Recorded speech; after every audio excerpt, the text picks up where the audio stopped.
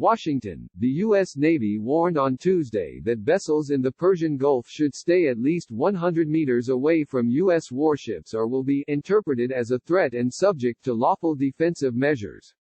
The notice to mariners was issued to enhance safety, minimize ambiguity and reduce opportunities for miscalculation, according to a statement by U.S. Naval Forces Central Command. Our ships are conducting routine operations in international waters wherever international law allows, and do not seek conflict. However, our commanding officers retain the right to self-defense if deemed necessary, the statement added. Tuesday's warning comes a little over a month after the Pentagon claimed Iran's Islamic Revolutionary Guard Corps Navy took dangerous and provocative actions near U.S. Navy and Coast Guard ships in the Persian Gulf. 6 U.S. military vessels were conducting training operations in international waters when 11 Iranian ships crossed the bows and sterns of the U.S. vessels at extremely close range and high speeds, according to a U.S. Navy statement. The U.S. crews issued multiple warnings via bridge-to-bridge radio, 5 short blasts from the ship's horns and long-range acoustic noisemaker devices to the Iranian ships. President Donald Trump took to Twitter after the incident and warned that the United States would destroy Iranian gunboats that harass American ships at sea. I have instructed the United States Navy to shoot down and destroy any and all Iranian gunboats if they harass our ships at sea, the president wrote in a post on Twitter. The threat represents another anxious turn in relations between Washington and Tehran.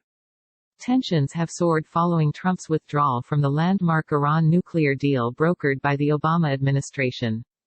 The 2015 nuclear agreement lifted sanctions on Iran that crippled its economy and cut its oil exports roughly in half. In exchange for sanctions relief, Iran accepted limits on its nuclear program and allowed international inspectors into its facilities. And while Trump's maximum pressure policy has crippled Iran's economy, slashing its oil exports, Tehran has said it will not negotiate with Washington while sanctions are in place.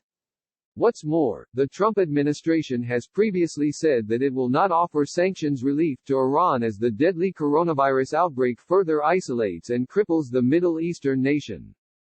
The whole world should know that humanitarian assistance to Iran is wide open, it's not sanctioned, Secretary of State Mike Pompeo said during a March 20 press briefing at the White House. We are doing everything we can to facilitate the humanitarian assistance moving in and to make sure that the financial transactions connected to that can take place as well. There is no sanction on medicines going to Iran, there is no sanctions on humanitarian assistance going into that country.